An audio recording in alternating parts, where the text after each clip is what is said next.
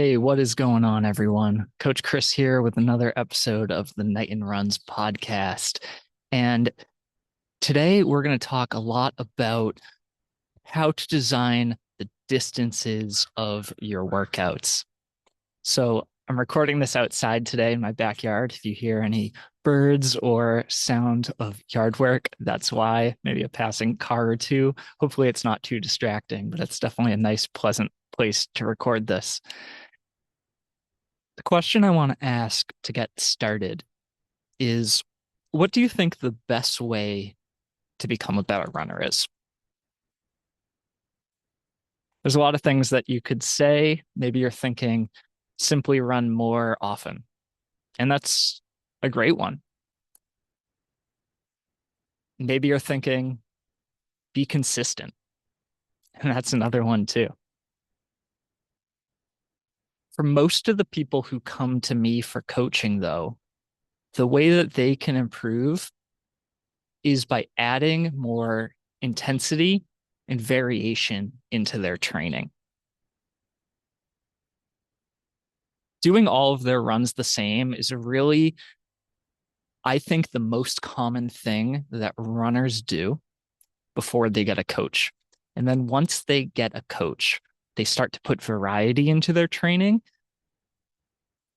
And that really launches them into a new path of their athleticism, and they really improve once they start putting that variety in their training and practicing faster paces on a weekly basis and become more comfortable and confident in their abilities. And ultimately, this is what sets off long-term growth and breaks people out of perhaps a plateau that they were in before they started coaching. So, welcome to the Knighton Runs Podcast. Thanks for tuning in again. I'm Coach Chris. If you haven't already, I'm going to encourage you to be sure you go to my website and get a copy of my marathon training book. It's a free digital download with the audiobook version that you can listen to on your next few runs, and it's going to help make you become a better runner immediately. When you download that book, I'll get you on my email list, and that's how I send out all the updates of the content I'm creating and the news I have to share with all of you. So definitely check that out. And be sure to join my Discord group chat for runners on the Knighton Lions team and the audience here at the podcast. I'm really trying to grow the audience participation in there, and it's a great way to share what you're doing with your running and get your questions answered throughout the week. So, as I mentioned in the beginning of this show, adding intensity to your training is one of the best ways to become a better runner. And it's the thing that I see probably the most when it comes to quick fixes that I can make with athletes who come to me for coaching. Making sure that not only are they adding intensity to their training, but that they're doing it the right way is the science and art of coaching and making sure that someone is doing the best training that they can to become a better runner. How long should workouts be, though?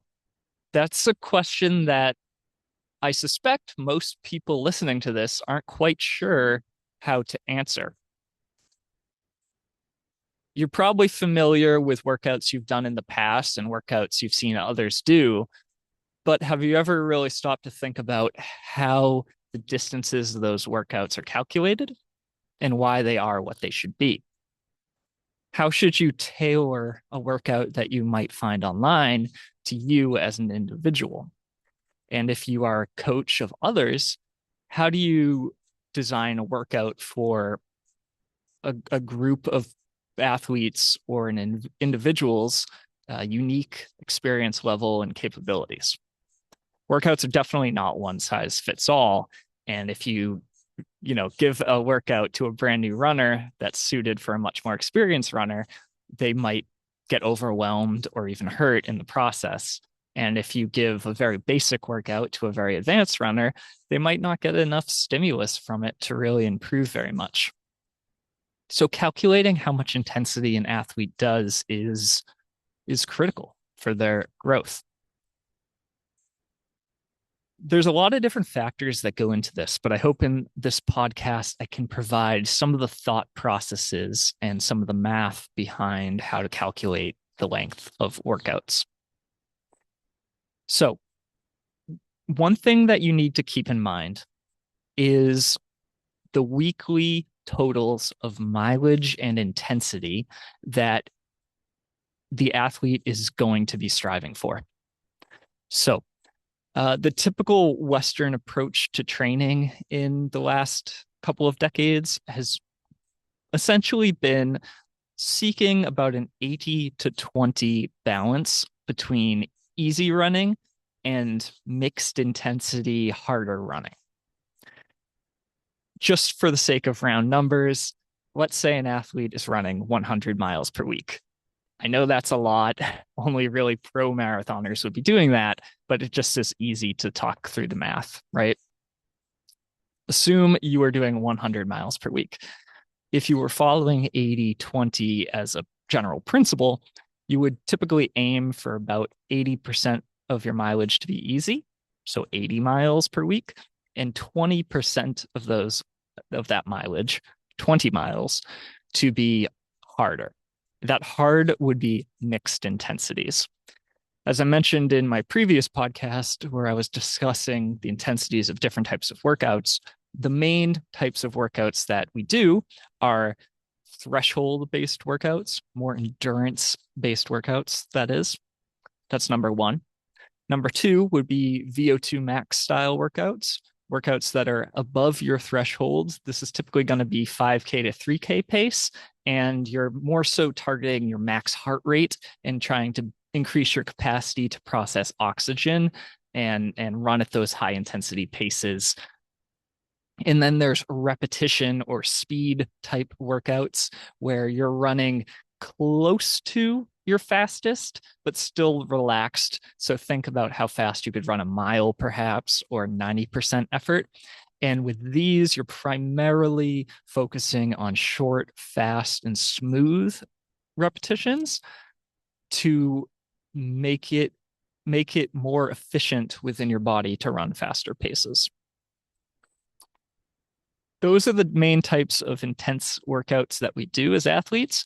We also do long runs and easy runs, which can be considered workouts in some regards, but tempo, intervals, and repetition/speed are the main ones that we typically talk about. 80-20 is not just a plug and play kind of thing. It is more intricate than just that. For example, most of the athletes I coach probably don't even do 20% of their mileage at intensity, especially if they're running relatively higher mileage.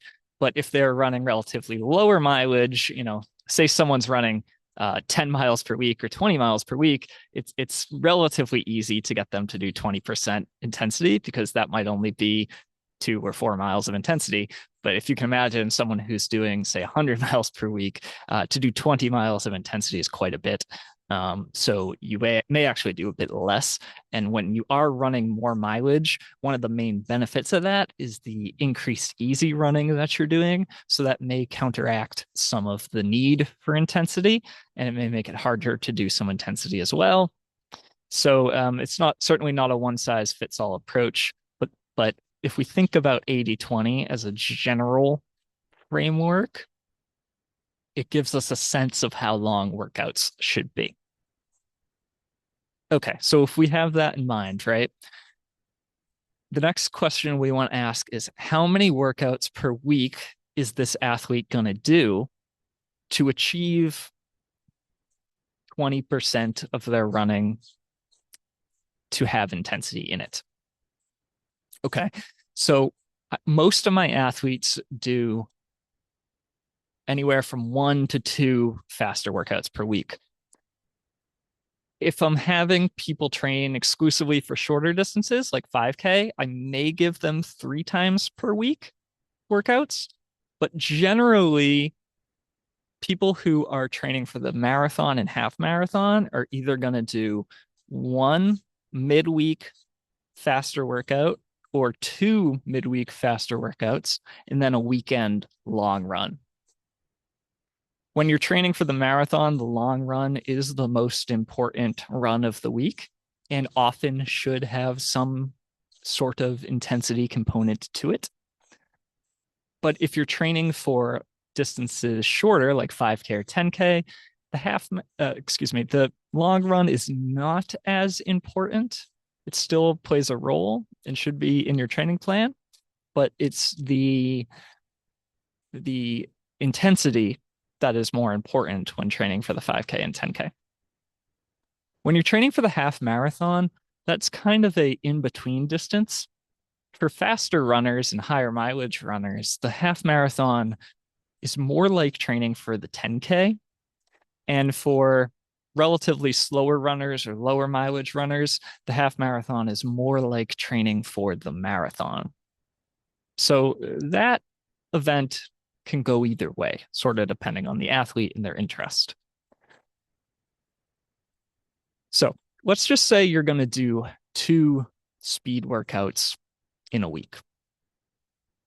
If we're trying to get 20% of your mileage or your athlete's mileage as intensity, you got to figure out, okay, how are we going to do that? Keep in mind that 20% is an upper limit.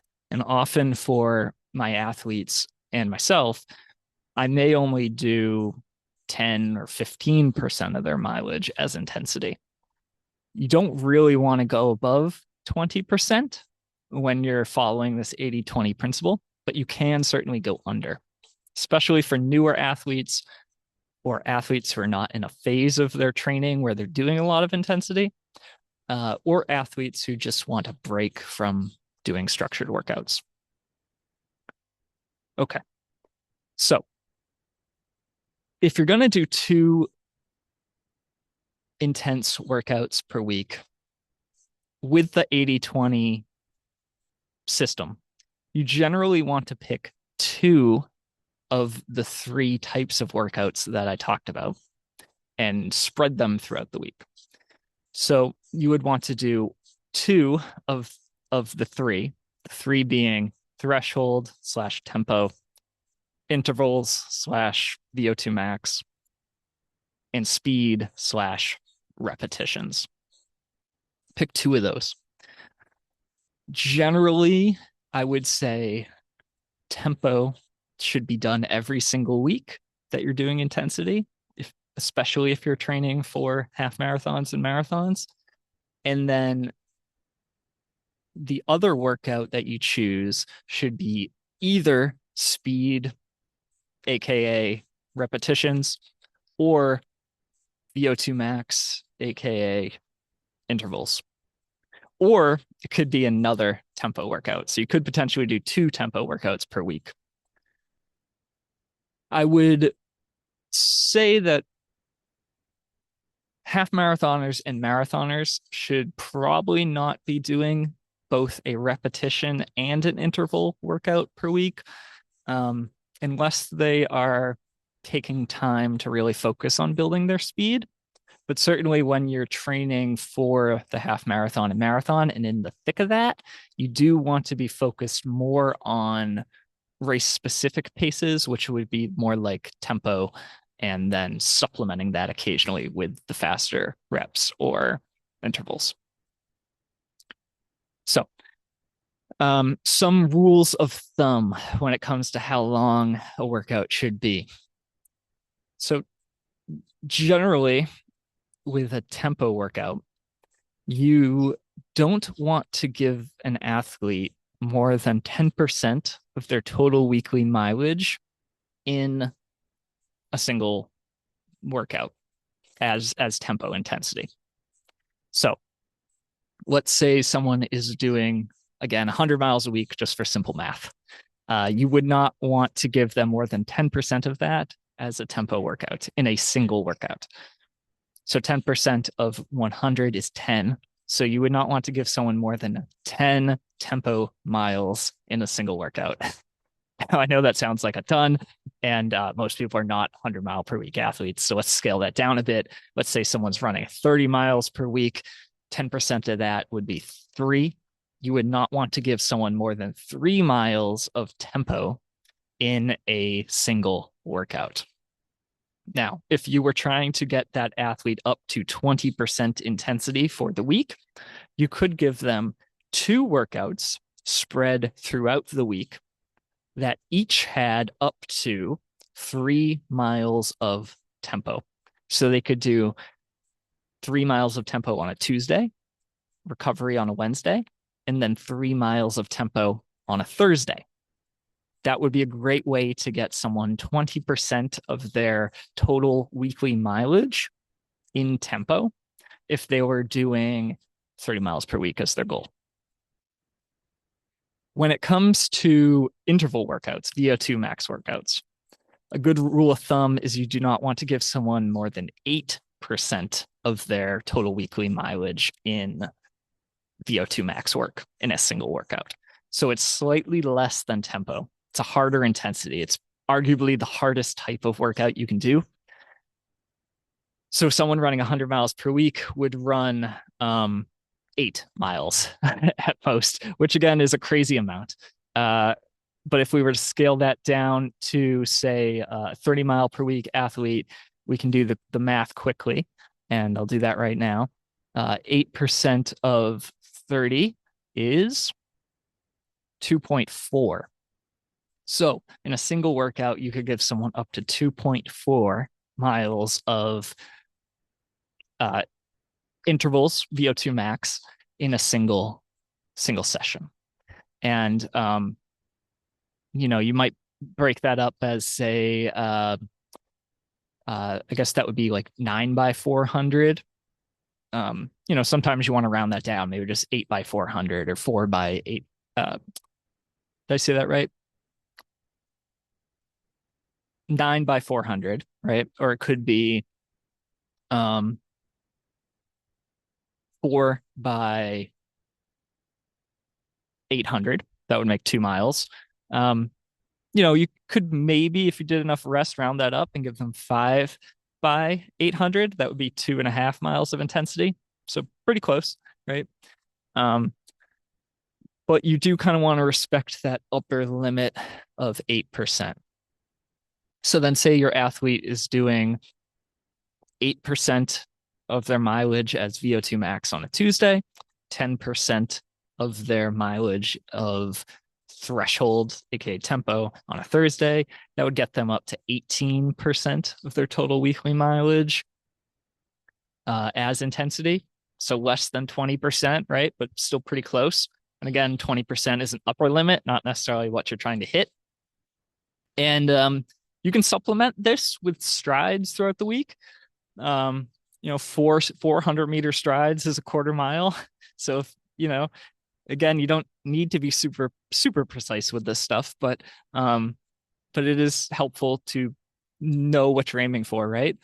But 2 to 2.5 mile interval workout, a 3 mile tempo workout, and then 4 strides once or twice a week is going to get a 30-mile per week athlete up to about 20% intensity. The rest of their running should all be very, very easy jogging. Conversational pace, warm-ups and cool down should be very easy. Recovery run should be very easy, and their long run should be easy. When it comes to speed workouts, mile pace workouts, repetition, use all of those terms kind of interchangeably. It's the same calculation, but you don't really want to go above 5% in a single workout. So 5% for a 100-mile athlete would be 5 miles at mile pace. That, again, sounds kind of crazy. Don't know if I would give someone that quite that much. But for, say, a 30-mile per week athlete, 5% would be 1.5 miles. So if they did something like 6x400 at mile pace, that would be a very appropriate workout for them.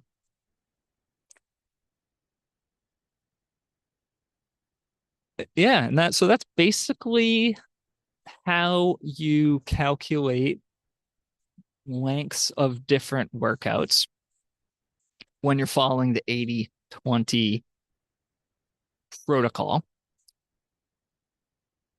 If you're coaching multiple athletes at once, for example, in a run club situation or in a school coaching situation, it's really helpful to have an A and a B workout, or depending on how big your group is, maybe even an A, B, and a C workout, where you take the same workout, the same effect, maybe it's a threshold day or a VO2 max day or a speed day, and you scale the length of that for 2 or 3 different groups of athletes. When you're training a large group, you don't necessarily want everyone to have a completely personalized workout, but you can kind of meet them in the middle of these different groups. So if you have your more experienced or advanced athletes and your more beginner athletes, or perhaps people who are just coming back to doing intensity, you can have the longer workout and the easier workout, the shorter workout, and maybe 2 or 3 versions. And that's a great way to get everyone in a group to all do essentially the same workout. You just scale it in length to the runner's individual needs, right? And then they can join the group that's most appropriate for them. There is another method of coaching, training philosophy, that's been gaining a lot of popularity lately. If you follow professional track and field, you may have come across it. It's called the Norwegian method of training. And in this method, threshold running is the focus. The way that the Norwegian method positions itself is that the best way to improve as an athlete is, of course, to run intensity, just like we talk about in the 80-20 method. But while the 80-20 method says you can only do up to 20% of your weekly mileage as intensity, the Norwegian method suggests you can actually run higher than 20% of your weekly mileage as intensity if you're doing primarily more moderate paced workouts. So threshold workouts are the foundation of the Norwegian method of training. And in an athlete following the Norwegian method may do 25, 30, maybe even 40% of their weekly mileage as intensity. But to do so, they're primarily doing threshold or sub-threshold intensity in training. So they're rarely touching on VO2 max and speed componentry in their training. It's an interesting philosophy, and it's one that's really picking up steam here in the West as a lot of athletes on the global scene, especially in track, 5K to 10K, have had a lot of success with this. In either method, 80-20 or the Norwegian method, threshold training, I do think, is the most important training. The question is, how much do you want to prioritize faster paces and speed versus doing more threshold? Historically, I've generally coached my athletes using more of the 80-20 method. But as I'm learning more about the Norwegian method, it's something that I am interested in experimenting more with and coaching some of my athletes using some of its philosophies a bit more. I don't necessarily think one is better than the other. I think it really depends on the events you're training for, as well as the individual temperament of the athlete. And when it comes to marathon training specifically, which is a large percentage of the folks who I coach, neither 80-20 or the Norwegian method is always completely appropriate. Often for the marathon itself, the long run truly is the most important run of the week. So success in marathon training often is going to come down to prioritizing the long runs, gaining confidence from them, and making sure that you have long runs which build on top of each other, along with your total weekly mileage and some of the threshold training that you're doing to support that. So that by the time you get to your marathon, you do feel confident enough to run 26.2 miles, run it strong, and if you're chasing a goal time, run your goal pace. But when it comes to periods of training where you're specifically trying to get faster, like I often talk about before your marathon training is when you'd want to do this, or breaks in between marathon training, doing a lot of faster intensity, be that following 80-20 or perhaps the Norwegian method, is very, very important, because the faster you can get will ultimately determine how fast you can run a marathon. When you're actually training for the marathon, when you're in that marathon training cycle, that's not really a time where you're going to be getting faster. New air athletes certainly will, just through running and training, and your body changes quickly when you're new, but more experienced athletes will not get tremendously faster during marathon training. They're just going to be improving their endurance, their ability to run far. So you need to build your speed first. Once you have the speed that you want to run a goal time in the marathon, then you begin your marathon training and you start to take that speed and go along with it. So, some key takeaways from this podcast. Hopefully, you've been able to follow my mental math talking here. Eventually, I do plan to release some of this content and some of these things I've been talking about on the podcast in a course, which will have plenty of visuals you can follow along with and materials that you can take home and practice to write your own workouts with. So if that's something you're interested in, stay tuned. But hopefully, just hearing me talk this through has been helpful today for you. Key takeaways: workout design really needs to be based on the individual athlete. Workout distances are not one size fits all. Someone who's running 3 times as much mileage could potentially handle a workout 3 times as long as someone who's running less. However, all the numbers I talked about today are really upper thresholds. They're, in order to keep someone healthy, you need to make sure they don't go over 20% of their weekly mileage in intense workouts if you're following an 80-20 system. And when I talked about the lengths of workouts, like 10% of your mileage in a single workout as threshold, 8% as VO2 max, or 5% as repetitions, those are, again, upper thresholds. You don't want to exceed that, but it's okay to be less. And when you're coaching multiple people at the same time, definitely give 2 different options for the same workout. A group of people can do the same workout, but if they're different abilities, you scale with 2 different lengths of the workout. Perhaps one group of people does 6 by 400. The other group of people does 8 by 400. And they can get the same stimulus, but with an appropriately long workout for them. That's all I got for today. Thanks for listening to this episode of the Knighton Runs podcast. And stay tuned, because in upcoming episodes, I'm going to be going deeper into workout design. Please make sure that you're subscribed to this show on your podcast player or on YouTube if that's where you listen to it. And If you're interested in this kind of thing, be sure to join our running group chat on Discord. The link is in the description to that. A couple great ways to help this show if you're so inclined.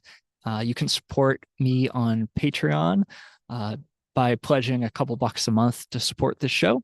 Keeps this content going, and it's a great way to say thanks for the show. Anyone who does that and submits questions, I will prioritize answering them here on the show for you. If you're not in a place where you want to support the show monetarily, a great way to help is to just share this on social media or leave a review in your podcast player or leave a comment in the YouTube channel. All of that really helps promote the algorithms of the different hosting services and websites to share this with others who might like it too. And sharing it with a friend or family member who might benefit from this is super helpful as well. Word of mouth has always been arguably the best way that I've reached new athletes as a coach.